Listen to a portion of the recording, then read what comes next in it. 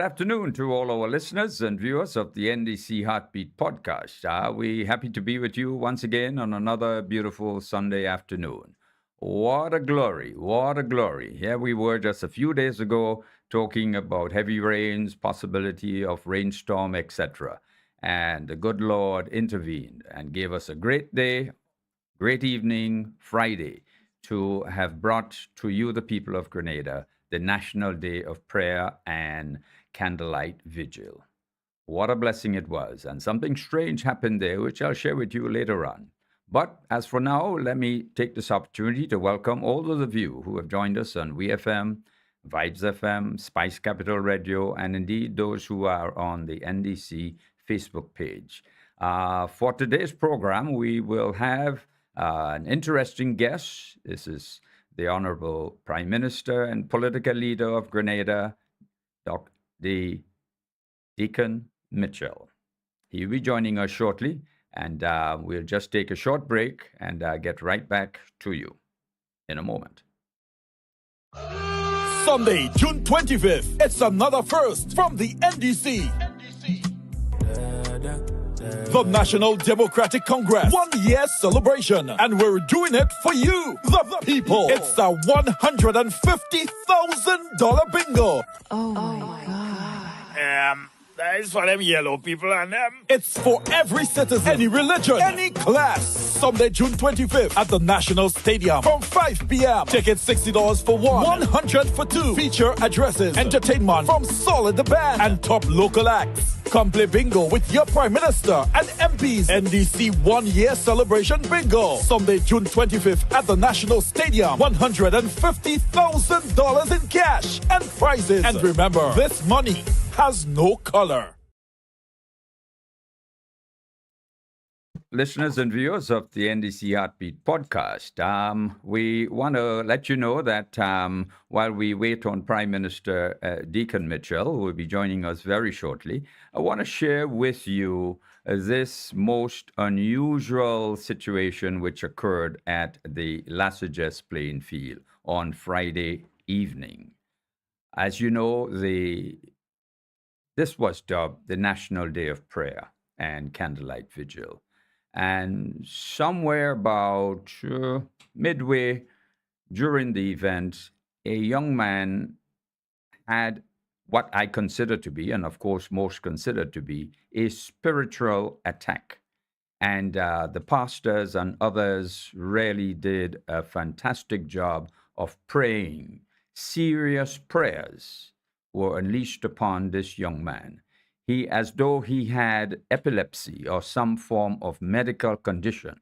At least this is what it appeared to.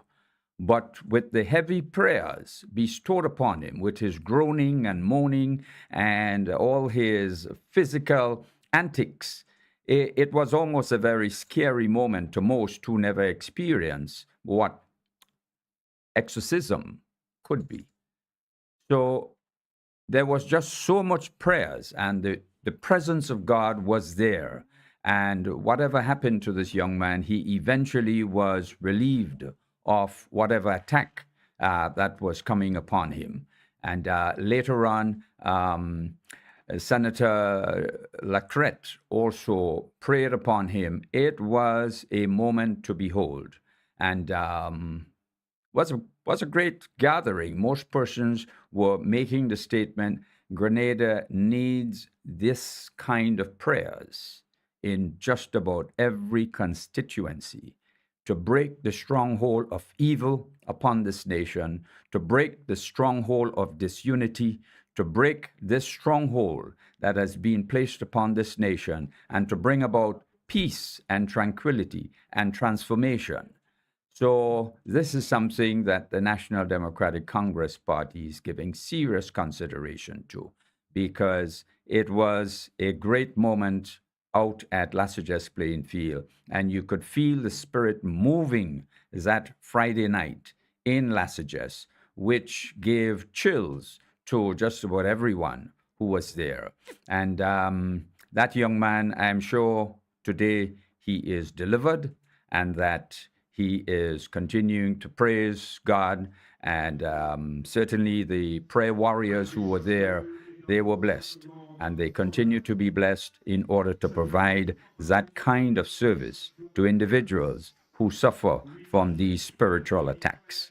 That's the explanation I can give. It was a true exorcism of that individual. You had to be there to really experience it. It was unbelievable. Anyhow, we are going to be coming back to you very shortly. We expect the political leader and Prime Minister, the Honorable Deacon Mitchell, joining us any moment now, where we're going to be talking about the future, reflecting a little bit on the past, but more so looking at the future, where we're going and how we intend to get there. So, back with you in a moment, where we would share with you information. We had the bingo coming on later on this evening. This will be at 5 p.m. We hope that most of you will find the time to come on out and join us. So if you can't, then be online. You can purchase tickets for the bingo online, but it would be nice to have you there in person. Lots of entertainment and, of course, music, etc., performances by several well-known local artists. So coming out, it's going to be like a family affair, family event. So back with you in a moment. Give us a minute or so.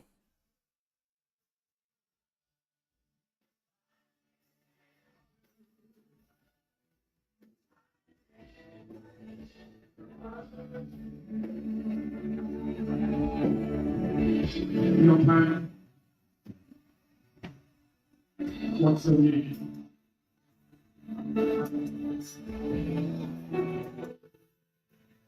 Shamil. Tonight you have a spiritual experience. The power and presence of God will breaking every yoke in your life. And the doorways that you open in your life, we are going to pray with you and we are going to close them. So that after tonight, you continue to walk in the deliverance. Would you just stretch your hands towards him and we believe by me? Somebody get him a chair, let him sit down. Just come in, yeah.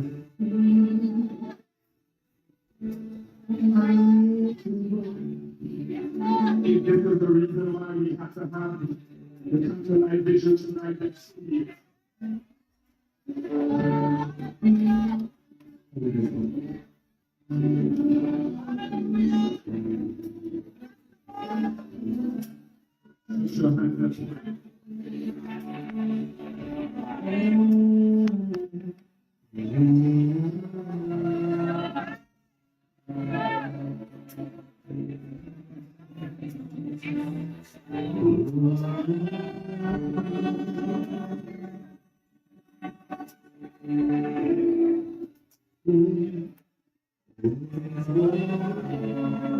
Okay, welcome back to all listeners and viewers of the NDC Heartbeat podcast. Again, we welcome all those of you who are on WeFM, Vibes FM, Spice Capital Radio, and indeed those who are on the NDC Facebook page. We want to thank you for joining the Heartbeat today. It's another beautiful Sunday afternoon in Grenada, and lots been happening over the last few days with the celebration of the parties and government 1 year in office. And with me this afternoon to talk about just a little bit about the history, because he has been going like 24/7 on just about every station in Grenada. So it's probably going to be one of my most difficult interviews because I don't want to repeat all the stuff that has been shared by the political leader and prime minister. And so we're going to be trying to look a little bit into the future. So let me say welcome to Heartbeat once again, Prime Minister. Thank you very much. It's an absolute honor to be here. And I think this might be my last interview or discussion or sit down for a while. So just for today. Well, for the period, let's put it this way. So I'm happy to be here. And I want to say a special good afternoon to all of the listeners of the Heartbeat program. I want to thank them for the support, the love, the prayers, and the encouragement that they've given to me and the National Democratic Congress administration over the last year. Without them, there would be no us. And so that's not something that we can take for granted. So their support has really been tremendous. And I think everywhere I go, you could cut the love with a scissors because you can feel it in the air. Oh, indeed. Absolutely so, indeed. And while we go into this, we want to just touch quickly on this most unusual event which took place at the Candlelight Vigil and National Day of Prayer. What was looking like an exorcism to me? How would you interpret in your own way what really happened there? Well, I think I would focus on the ending because I think you saw our colleague Jonathan, Oh, yeah. Pastor Lacret. I think you saw his prayers.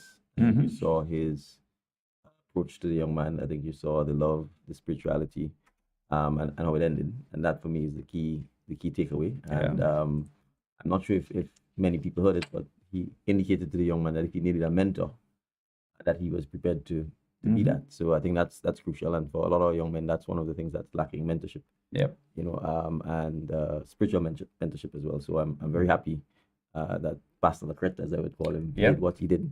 And I'm sure the young man is very happy as well to have had the opportunity to have the crowd pray for him and help him get through whatever ordeal that he initially was going through. Yes, indeed. And the public is now calling upon the party and government to have this experience extended to just about every constituency. How do you feel about this? Well, I mean, I think we viewed the event as a national event. I mean, of course, it's a party event, but I think, although it was staged in St. David's, the idea was that every and anyone can come. And I know there are lots of groups, whether they're associated with the party or not, who've been, I guess, the prayer warriors who've been forming themselves into individual groups. I think praying not just for the party, but for the country, because ultimately that's what it's about.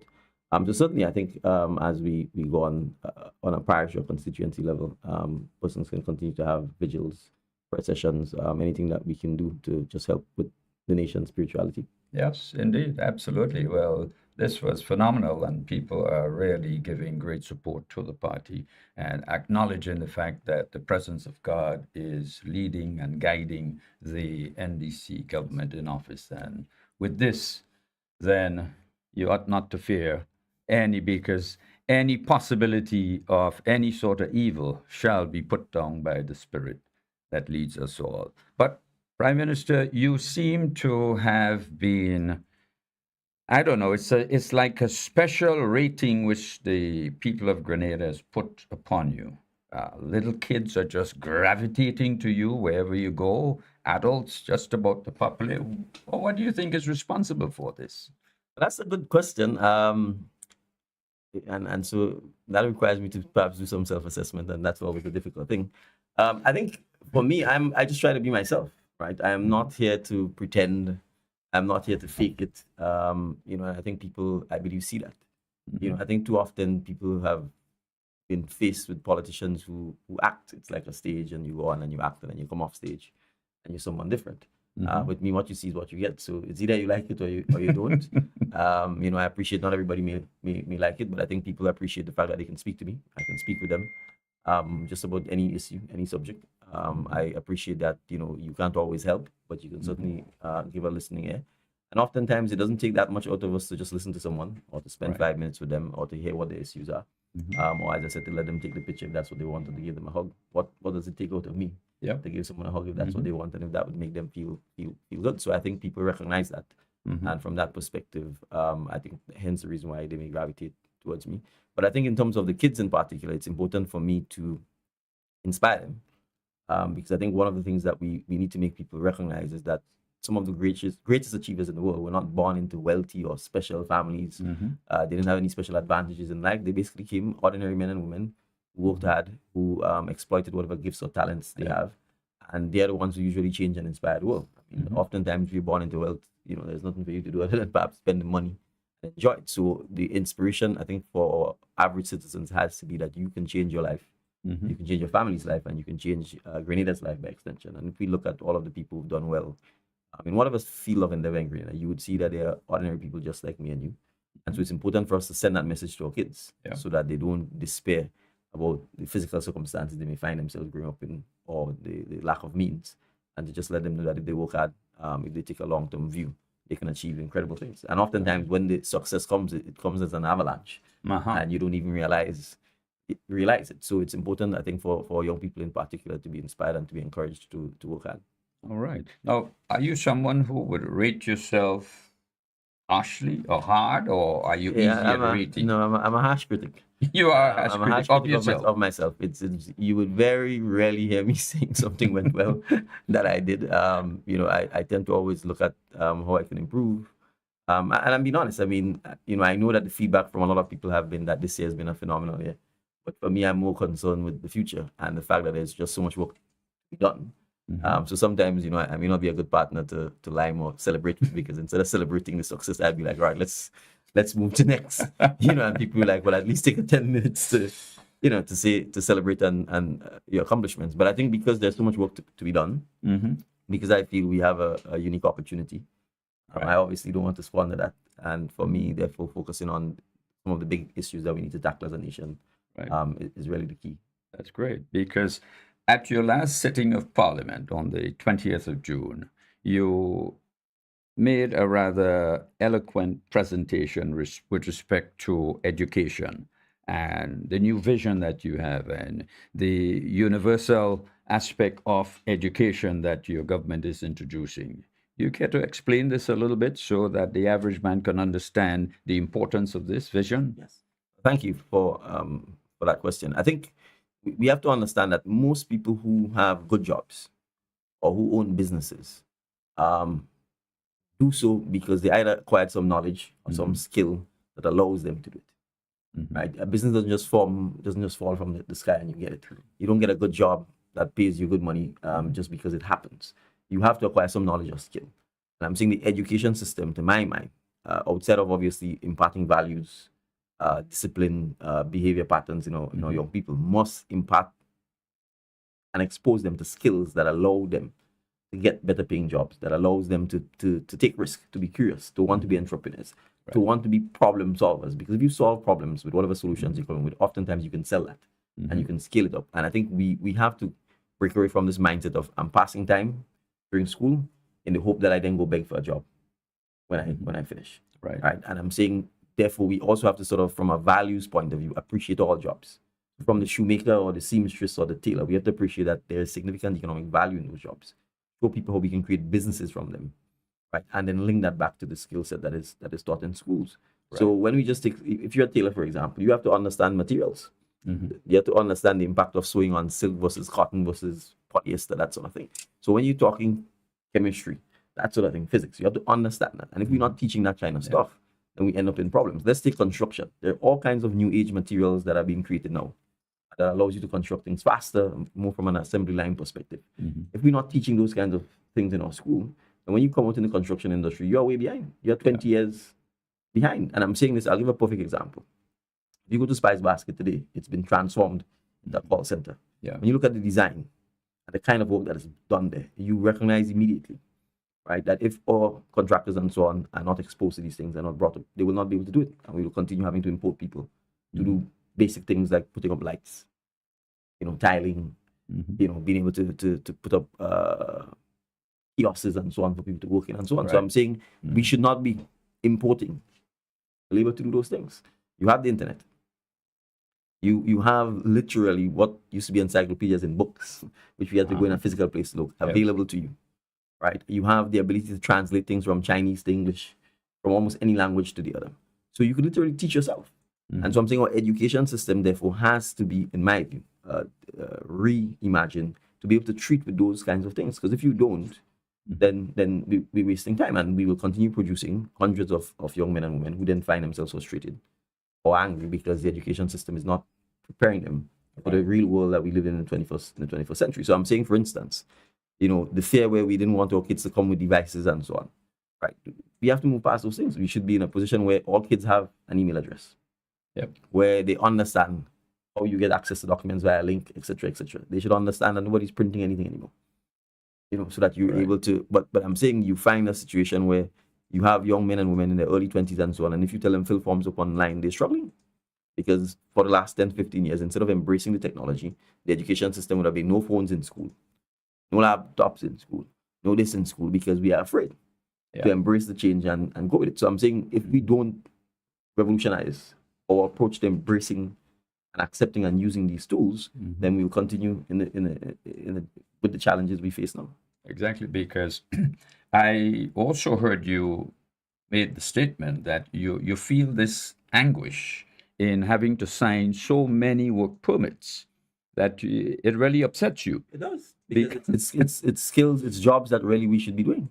But if we haven't trained our citizens to do the jobs, if we're not providing the knowledge centers for them, if we're not leveraging the diaspora to ask people to come back and help us with training in some of those aspects, then we'll continue with the situation. And when a business starts up, and especially if it's a business that comes to invest in Grenada, if they don't have the skill set here, I can't then say to them, I'm sorry, I can't give you the work permit, because then effectively I'm telling them Grenada is not a place for you to do business. So we then have to issue the work permits to allow them to import the labor. But I'm saying we should be able to, for the most part, especially to me in the construction industry, be able to supply the labor for most of these kinds of jobs, and we're not.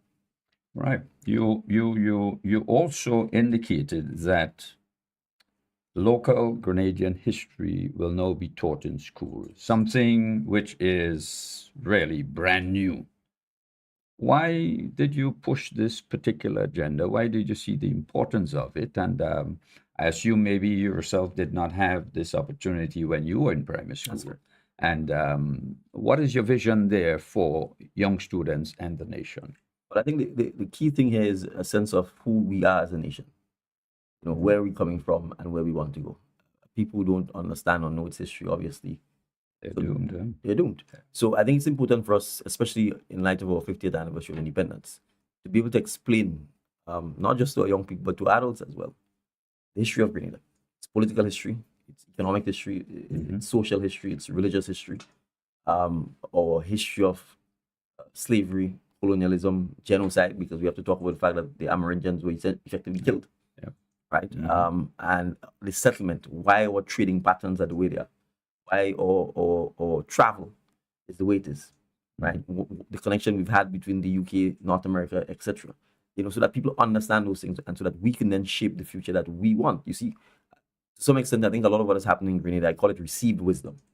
So we received the pattern where, because we were former colonizer, we were formerly colonized by the UK, all our ties were with the UK. After the US invasion, then there was a dramatic shift, and a lot of our ties then went to the US, right? And then the question is, okay, what happens then? Why?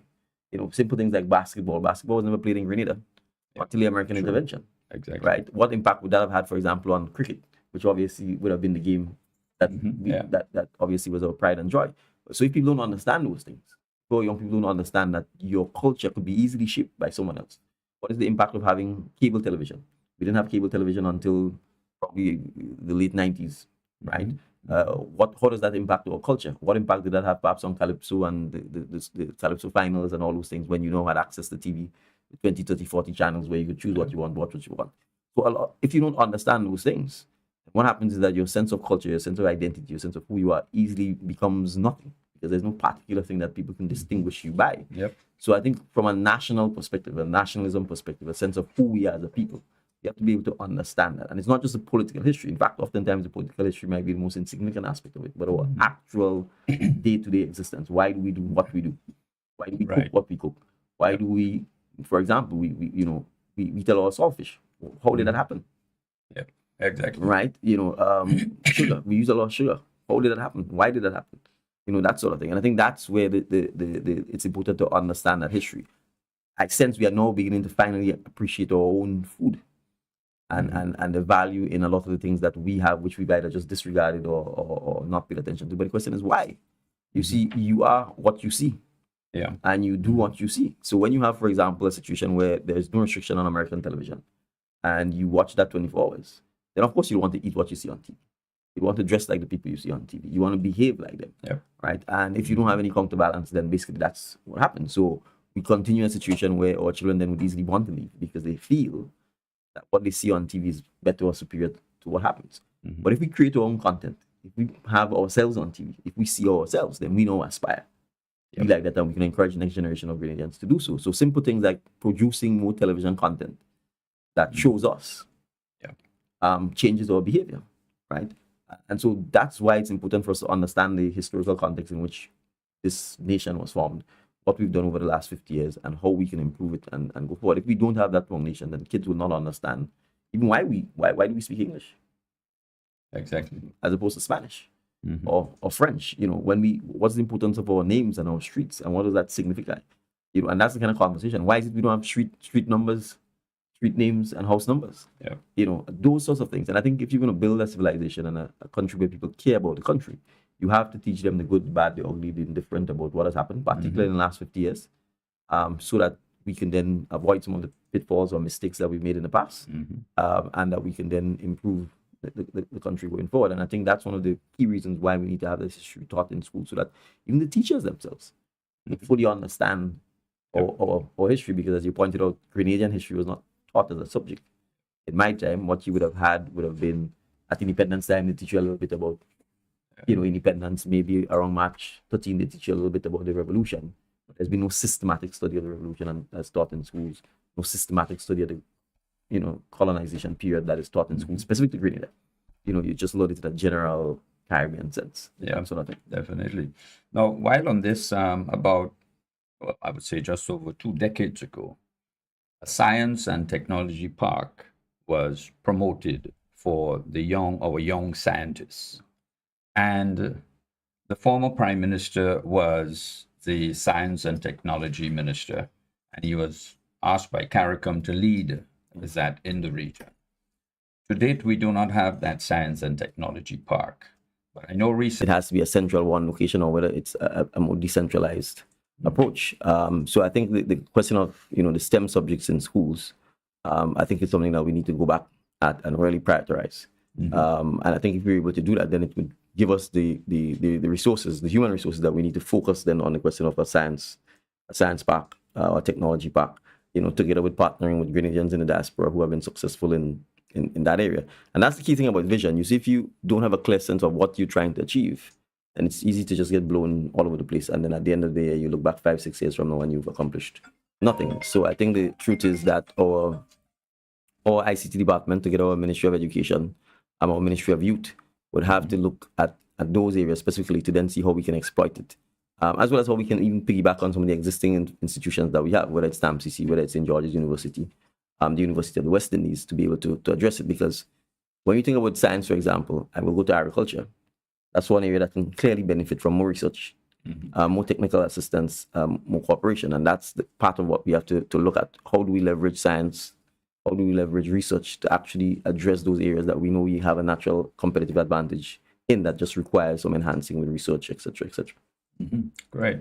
Well, I also heard that your government signed an agreement with an African bank. Yes. What sort of benefits Grenada can anticipate from the signing of this agreement, and our business community, of course? Right. Well, I think first, there are actually investors here already who are doing business in Grenada who want to seek funding from the bank. In order to get the funding from the bank, Grenada needed to be a member or partner with the bank. And so we wanted to make sure that we didn't stymie or prevent persons who could potentially access direct funding from the bank from doing so, simply because we had not become a partner and a member along with other CARICOM countries with the bank. And that tells you right away one of the benefits, that Grenadians now have an opportunity to leverage funding from an institution that they otherwise would not have been able to leverage before. That's one. Two, I think from a regional perspective, it's important for us to change this pattern where we have very little trade between the Southern Hemisphere. So that includes Africa, us in the Caribbean, and South America, right? And our flying times between the continents and us, if there were flights, is significantly less than flying to North America or flying to Europe. But the truth is, going back to our history, our trading patterns or movement or migration patterns was dictated by the fact that we were a colony of a country coming out of the north. And so in effect, we've spent no time developing the trade ties, the passenger ties, or putting any infrastructure in place that will allow for communication, trade, and travel between Africa and the Caribbean, notwithstanding that we are descendants of Africans. And so it's important to have institutions like the African Bank, the African Development Bank, or Caribbean Development Bank, or governments beginning now to look at how we can put the infrastructure in place that will permit for travel between Africa and the Caribbean. So for example, we need air services agreements between countries in order for airlines to be able to fly. We need to start exploring those kinds of things. We need to look at trade. Africa is 1 billion people as a continent, right? It therefore means we have markets there that we've just not even explored the possibility of doing things with. And so we have to be able to look at that, because again, we've just looked at the markets in the north, But if you take Europe and America combined, there's still not 1 billion people, right? If you look at the youthfulness of Africa's population, the average age is 19, 20. So you are talking that for the next 100 years, that is going to be the population. That is going to be the continent where you have the energy, the drive for the innovation and change. And so as descendants of Africans, we have to look at how we connect. We are essentially their diaspora. How do we leverage that to help Africa become itself a stronger continent and help the countries in Africa develop? And I think one of the areas that I think the Caribbean, and many times people don't know that there are many Caribbean leaders in all fields, whether it's law, academia, etc., who went to Africa and played key roles in the decolonization of Africa and in many African countries gaining their independence. Right, and so people need to understand that when the diaspora has the ability to significantly enhance and improve what happens in the continent itself, and we kind of have to recognize that. And if you read the history of the Caribbean, you read the history of Africa, you will see that. And so it's important, I think, for us to recognize that and to really make sure that we, in a very deliberate and focused area, let's take diplomatic relations. Right, we run around having diplomatic relations with the Europeans, etc., etc. And when you examine our diplomatic relations with our African brothers and sisters, you realize we have very little or none. Yeah. So again, just there, right? And then finally, the perception, because I think Western media has always sought to portray Africa as some sort of backward, poverty-driven, war-torn continent. Where it's either pest, disease, and pestilence coming out, it's either war, instability. In my view, deliberately to create the kind of divide and rule mentality between Africa and the diaspora. Indeed. I think it's important for us to understand and for us to go to Africa ourselves and see the amazing place it is, so that we too can gain some confidence and respect about our own brothers and sisters in Africa and our own place in the world. So I think that's one of the things, that's one of the reasons why I think it's important for us to form this alliance and be able to ensure that we, both Africa and the Caribbean, Latin America and South America, can benefit from it. Absolutely. Having spoken about the diaspora and the need for us to get closer together with Africa, you have recently appointed a number of ambassadors placed abroad in various countries. What is the kind of policy direction you have indicated to them? What are your expectations of your ambassadors abroad?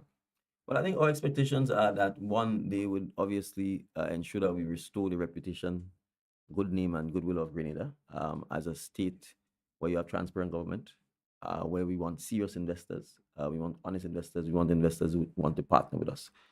So I call it economic diplomacy because I think the Dutch practices quite well, and I was honorary consul for the Dutch.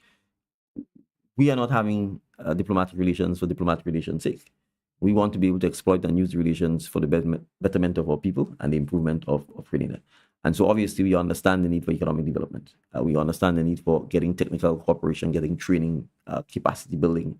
And so when they are there representing Grenada, it's their obligation to look for every opportunity to encourage foreign direct investment, to encourage capacity building within Grenada, to look for how our farmers or agro processors can find markets to export their products, but not just find the markets, be able to provide the kind of technical assistance to walk through the legal, regulatory, or scientific framework in terms of the standards that they might need to make so that their goods can get into North America, can get into Africa, can get into China. Look at this. China, Grenada is one of 11 countries, only 11 countries in the world, that has visa-free access to China. Yep. What do we export to China? Right? How many of us are saying in the same way we would have been attempting to get markets into North America or Europe? Let's research and find out what it is the people of China want in large quantities that we may be able to supply. Chocolates, for example. Right? So I'm saying, those are the areas, and we're importing everything because China is still the world's manufacturer, right, from China. So the containers get here. So we should be looking at how do we fill these containers with Grenadian produce to go back, right? And that really is the kinds of things that we expect our embassies, our consul generals, our consulates to be focusing on, right? Helping us find the kinds of markets, helping us find the kinds of investors, helping us find the kind of technical cooperation that we can use to help develop and foster closer ties with Grenada, because there's no point in paying for all of these things if at the end of the day you can't show that our relationship has garnered and brought benefits to Grenada. All right. Well, before we go on the first break, I'd like you just to touch on What message would you want to send to our diaspora folks out there, our Grenadian folks all over the world? Right. How can they contribute? Right. Well, at first, I want to say I hope that the diaspora appreciates, I think, how much we value their contributions, their involvement. Prior to the election, I think they were very, very vocal, very supportive of the need for change.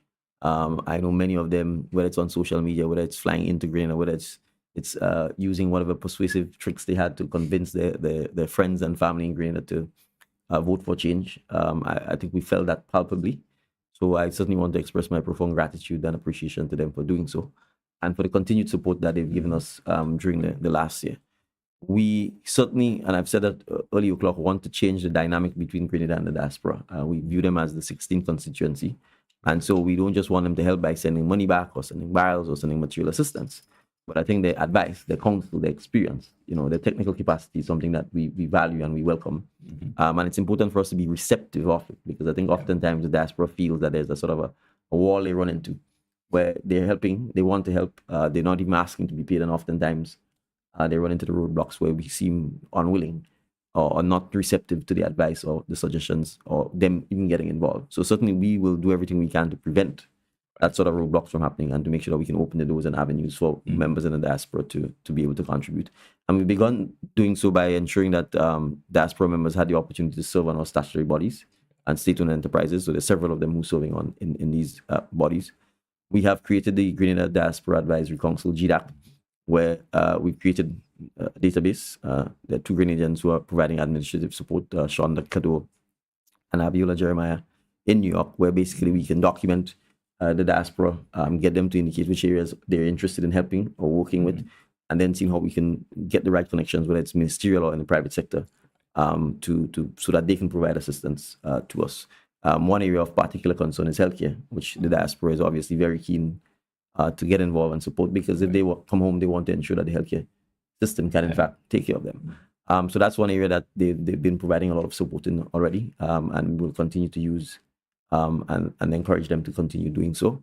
But I think, in general, there are other areas. I talked about housing, for example, and the need to invest in housing, because I've used my mother as a perfect example, who returned to Grenada just around the time I got involved in politics and wanted to buy a house. And it's a challenge to find suitable housing, because the housing stock just isn't what it should be. But that's an opportunity for the diaspora itself to come in and invest in building homes that they know will suit the diaspora, so that persons coming in can buy homes or rent homes, as the case may be. So that's just a perfect opportunity. I think as the government, we would be willing to work with them to come up with the kind of incentives and fiscal packages that will support them getting involved in something like a housing construction boom, because we definitely need that. So there's, in my view, a lot of areas that the diaspora can get involved in from a direct investment perspective, as well as from providing technical advice, support, strategic advice to the government and people of Grenada, and we certainly look forward to continuing to work with them.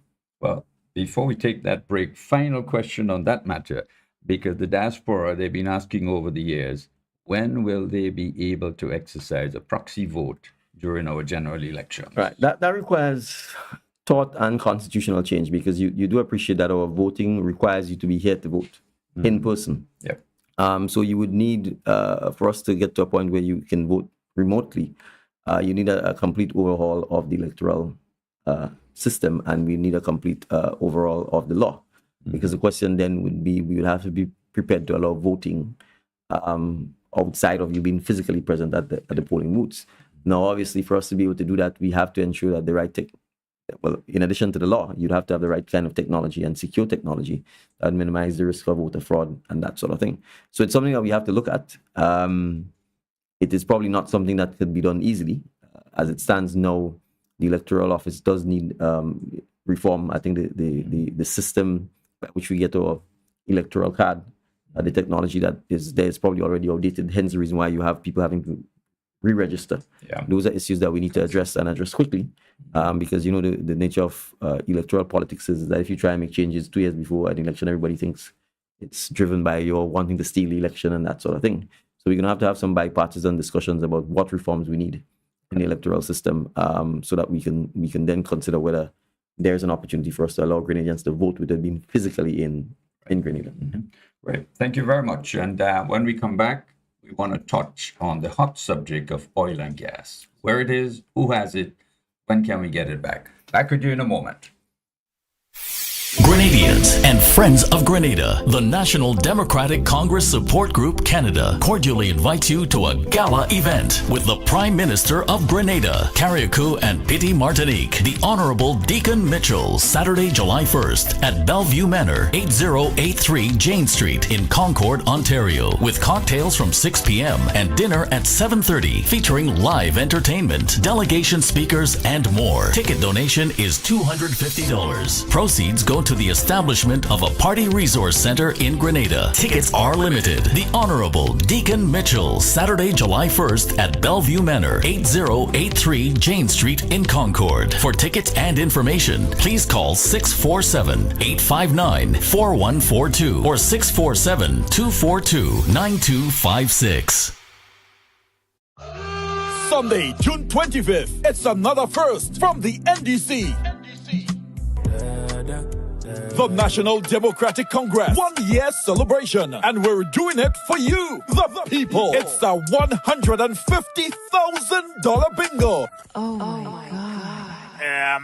That is for them yellow people and them. It's for every citizen, any religion, any class. Sunday, June 25th at the National Stadium from 5 p.m. Tickets $60 for one, 100 for two. Feature addresses, entertainment from Solid the Band and top local acts. Come play bingo with your Prime Minister and MPs. NDC 1 year celebration bingo. Sunday, June 25th at the National Stadium. $150,000 in cash and prizes. And remember, this money has no color.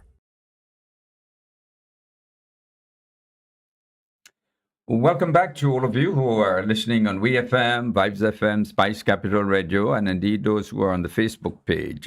We encourage you to please share the live. We're chatting today with the political leader of the National Democratic Congress and Prime Minister of Grenada, the Honorable Deacon Mitchell.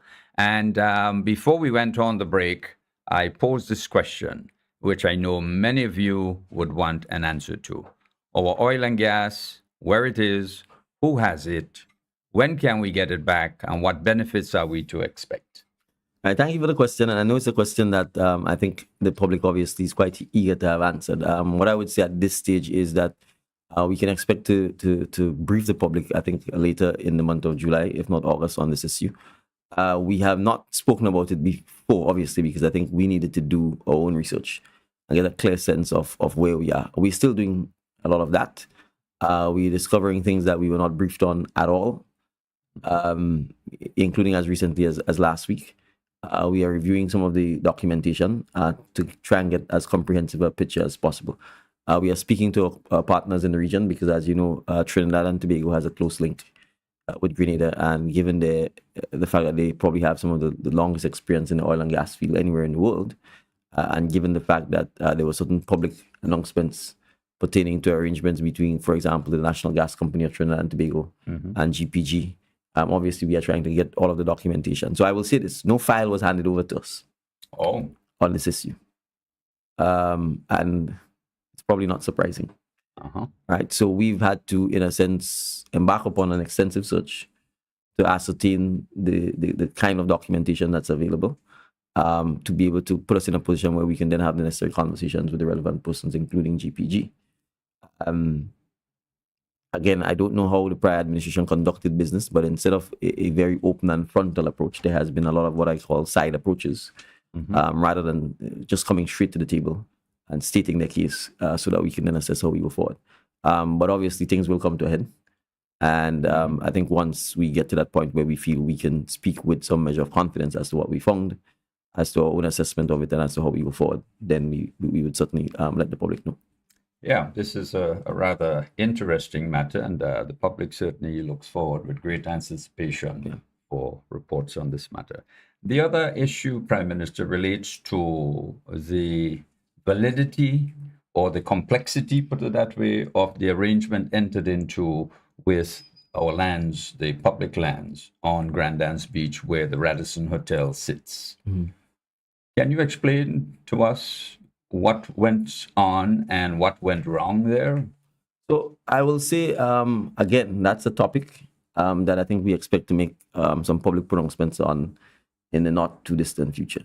So at this stage, I wouldn't necessarily want to comment on it as yet, because I think it would be fair when we're doing so that we do it in a completely national forum. What I will say now, though, is that we are looking at adopting a policy that will outlaw, and I'm saying outlaw as in we intend to pass legislation, and we hope we can get bipartisan support on this, that says that all lands on Grandlands Beach, which is not already freehold, should remain leasehold.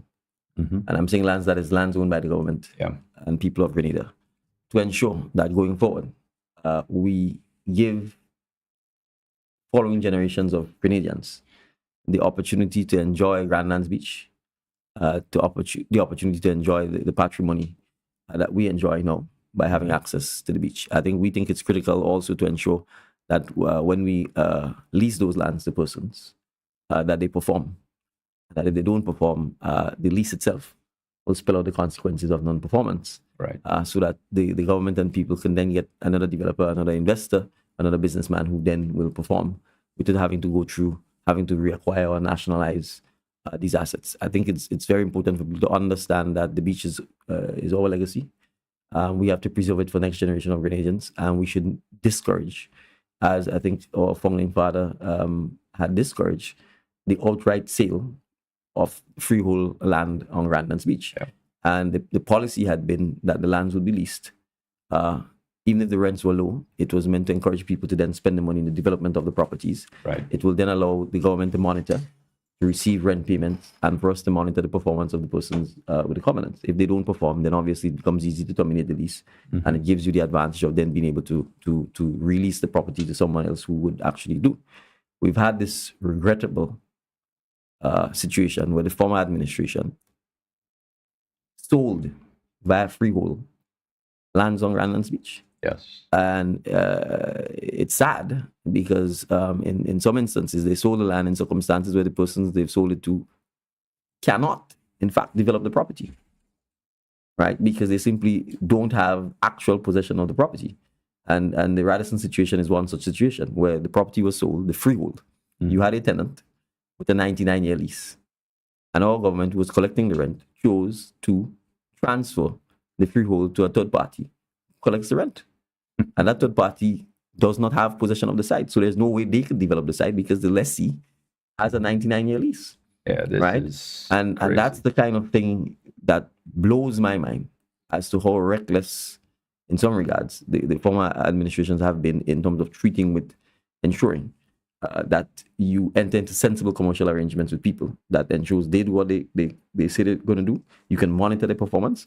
And if they don't do the things they say you can do, that the document, your lease documents, your contractual arrangements themselves spell out the consequences.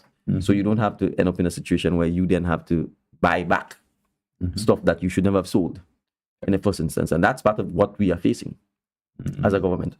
Having to buy back things that should never have been sold in the first place so that we can get to a point where we can protect the people of Grenada, protect the investors themselves, right? Because what you don't want is a situation where you allow, if you have an investor who's doing his bit, who's developing, and then you have other guys who are not developing and they can get away with murder simply because the contractual arrangements were not fair or made in the best interests of the people. So I would certainly say to the public, stay tuned. This is an issue that we feel very strongly about. We think it's important that Grenadians understand that we support their right to ensure that certain aspects of Grenada is preserved for all eternity for Grenadians. I don't think we would support selling the market square. We could say, all right, we could lease it for someone perhaps to operate it and renovate it and improve it, but I don't think any Grenadian would say, let's sell the market square. I don't think any Grenadian will support selling off the lands on Grandlands Beach as freehold lands rather than having it as leasehold lands. And I think that's, I don't think a Grenadian will support selling Granatang Forest Reserve. Right, so I'm saying there are certain areas that are so iconic or so instrumental in our history or identity as a people that we should, as a state, look to have retain control over these areas for eternity, rather than just simply sell them off into private hands. Right. Now we have another vexing matter at the end of Grandlands Beach, the CBI hotel project, which was undertaken by Mr. Newfield, former Ambassador Newfield. What is the status of that? And can you explain to the general public why the previous government took such an obnoxious decision in expelling him from the project and shutting it down, basically? Well, I can't, for the life of me, I do not understand the reasoning, the rationale for the former administration's decision in relation to this project. I think there is video footage of the former administration praising the development, saying it was one of the best CBI projects on island, and in very short order, that all seemed to have come to naught. So I can't speculate as to their thinking. All I could say from where I sit, if you do have a dispute, you ought to sit and try and, as much as possible, spend time resolving the matter, so that the best interest of Grenada prevails at the end of the day. I don't see how, by any stretch of the imagination, having the site closed with incomplete concrete buildings of the magnitude of these buildings, sitting on perhaps what is the most spectacular view of Grandlands Beach, could be in the interest of anybody. It certainly could not have been in the interest of the developer. It certainly is not in the interest of the people and government of Grenada. So what I can say to you is that we have spent the last year in earnest seeking to negotiate a resolution to this matter. My expectation is that in very short order as well, we will be able to announce to the public that we have reached a resolution with the developer to be able to end the dispute and for us to get another developer to move on with this site. So a lot of time and effort has been put into this. We are quite optimistic that this can be resolved sensibly in the interest of the developer, in the interest of us, and so that site could be completed. Because if not, it will sit there as a white elephant, literally. It will be a monstrosity, and frankly, it will be an abomination to have it sitting at the end of Grandlands Beach there incomplete like that. So that's just not something that we are prepared to accept. And certainly we will do everything within reason and within common sense and within good commercial practice to bring a resolution to this matter. So again, I'm relatively optimistic that we will be able to do so in short order, and I'll be able to come back here as well as other media fora to indicate to the public where we are with this. I see. Was it at any point in time in the International Court for Investment Disputes? Right. So yes, there's an ongoing arbitration right now, costing the government and people of hundreds of thousands of dollars in legal fees. Wow. And that's all the more reason why we are quite keen to try and have this matter resolved. When I say hundreds of thousands of US dollars in legal fees, that's just what I mean. It is arbitration. International disputes arbitration are extremely expensive. Yep. If you recall, we went through the same process with Grenlick. Absolutely. I believe the legal costs that were awarded to WRB against the government of Grenada was almost $6 million US. Wow. Right, that was in legal fees alone. So we have, and costs. So we have to understand that this $6 million, for example, could have gone into a solar farm. Absolutely. Right. So if we don't find a sensible solution to this, it doesn't help anybody. It doesn't help the developer. It doesn't help us. It doesn't help our investment climate, and certainly we can't have an incomplete building of that size sitting on the side there. Absolutely not, indeed. And as you refer to it as a white elephant, it is painted white, and it looks like it. Okay. Now, I want to talk about the ill-fated shrimp farm and the number of investors who have essentially raped this country of over $52.4 million. These monies disappeared. A promise of an investigation was made by the previous administration. What is the status of this investigation and where we are with this matter? Well, all I can say is I have no knowledge that the former administration actually carried out an investigation. I'm saying I have no knowledge, so I will not go to say that they have not. But again, we have not been briefed in a manner that suggests any investigation was done. They may have done it, but they certainly have not provided that information. There was no brief. There's no transition brief saying this is the investigation that was conducted, this is where we are. What I have asked the CBI committee to do is to give us a brief on everything that it can find on the file pertaining to this investor or investors and pertaining to this project. We have not yet received that information, but once we have it, we will then be in a position to assess what needs to be done. I should point out that there are persons who invested under this project who have been communicating with the government in terms of their desire to try and see how they can recover their money from the investor. So it is still a live issue. It's not an issue, in my view, that will go away easily. And so we owe it to the people of Grenada to make sure that we can get to the bottom of this and then be able to tell the public what we found out. So from your comment, from your statement, Prime Minister, I take it to mean that you have not seen a file that speaks to a formal complaint made, let's say, to the FBI That's correct. or Scotland Yard or That's such. correct. That's correct. Wow. This is rather amazing. And this is only just one project. We've had over the many years Mr. Ekram Miller, who regrettably went away with millions of dollars, which was basically supported by the then government of Grenada by way of a letter of guarantee given to him. Would such a person ever meet a judge at some point in time in his life? Well, I'm not so sure if the issue is the person as it is our government. I mean, at the end of the day, if we choose to do business with conmen or crooks or people who we don't vet thoroughly to make sure that they have the capacity to do what they say they will do, my question is, why would you guarantee their liabilities? If he's an investor and they want to come and invest in Grenada, then they should be bringing their money. So why do we have to guarantee? Then we might as well do the project ourselves. Right, so I think a lot of this is just the bad decisions that we've made historically, and I'm saying we as in governments of Grenada in the past, on issues such as this, and we have to be able to say to people that, you know, and it goes back to the question about teaching history. If you negotiate from a position of weakness, then you'll be taken advantage of. And when I say weakness, I mean if you do not have the belief in your people, if you do not, when you hold office as Prime Minister or as a Minister of Government, believe that you are there to truly represent the people and that you should be trying to get the best deal for the people, then people will take advantage of you. Yep. Right? Because you will come across as if you're desperate. And desperate people often make bad deals because instead of having that sense of confidence and that pride that I'm here to represent the people and I will try and make sure that I get a deal that I can justify, a deal that makes sense for both parties, because you obviously want the investor to invest and so on. Too often people come in here with no money. And the first thing they run into is for the government to help. And I'm like, well, if you're an investor and you want to invest, find the investment opportunities and invest. Absolutely. The government could provide maybe some fiscal incentives and stuff like that. But why do we have to guarantee your debts? We should not be guaranteeing your debts because you should be able to raise the money. So I'm saying, I think in the past, the approach, regrettably, I think of the former administration in many respects was one of just sheer desperation. And I'm saying desperation here in a nice way. It might have been other things, you know.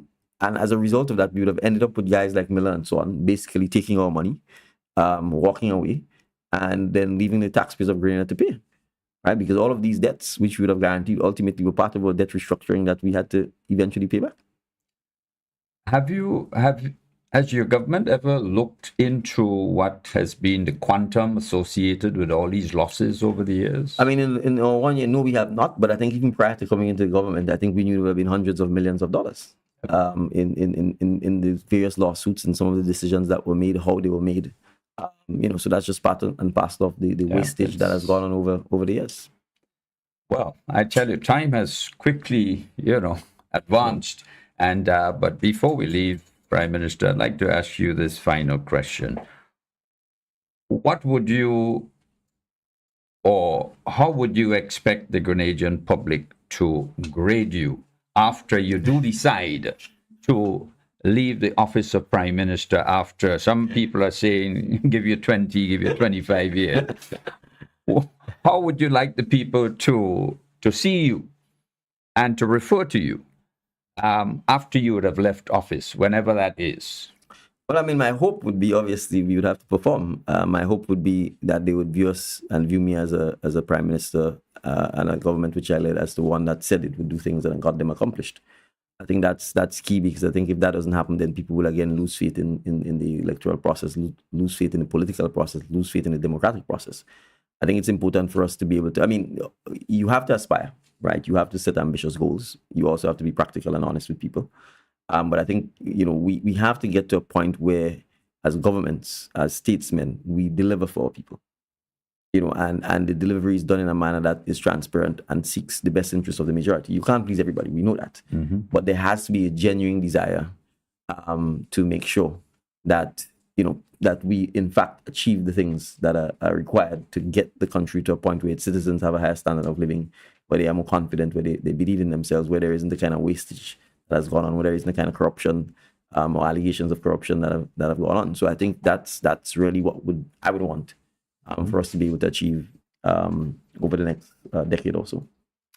Wonderful indeed. And before we close, I want to just remind all our listening audience of the bingo this afternoon. Come on out. It's going to be a massive event starting at 5 o'clock. And there'll be vehicles you can win. There'll be cash money that you can win. There'll be entertainment. And of course, there will be a short presentation by the political leader and prime minister. It's going to be a fun afternoon. Bring out the entire family. You do not have to pay to enter, but of course, you have to buy your ticket. So that you can win something, hopefully. $60 EC for one, $100 for two. So come on out and have fun and win something in the meantime. And don't forget that the Tongue of St. George has a town hall meeting on Wednesday evening. Prime Minister, political leader, I want to thank you for joining the Heartbeat today. It's always a pleasure to be here. Having you here. And next time we invite you here we're going to be asking you what are some of the updates on some of these vexing matters. Absolutely. All right. Well, it's my pleasure to be here. I just want to take the opportunity to shout out everyone who's watching. Hope you have a fantastic Sunday. And I look forward to seeing you at the bingo. I don't think they're raffling me, though, so you can't win me as a prize. So come out and have some fun. Thank you. Great. Thank you so very much indeed. It was a pleasure having you, Prime Minister, political leader today. And I want to thank the entire team for having another Heartbeat this afternoon. Have a great Sunday afternoon and see you again next week Sunday. And feel free if you want to pose any questions to the Heartbeat, feel free, you can do so on our Facebook page. I know most of you want the hard questions to be asked. I hope that Prime Minister has fulfilled you with his responses and his promise to be back to update the nation on what's been happening. Thank you. Have a great Sunday afternoon and see you again next week. Thank you. Thank you. Sunday, June 25th. It's another first from the NDC. The National Democratic Congress 1 year celebration, and we're doing it for you, the people. It's a $150,000 bingo. Oh my God. That is for them yellow people and them. It's for every citizen, any religion, any class. Sunday, June 25th at the National Stadium from 5 p.m. Tickets $60 for one, $100 for two. Feature addresses, entertainment from Solid the Band and top local acts. Come play bingo with your Prime Minister and MPs. NDC 1 year celebration bingo. Sunday, June 25th at the National Stadium. $150,000 in cash and prizes. And remember, this money has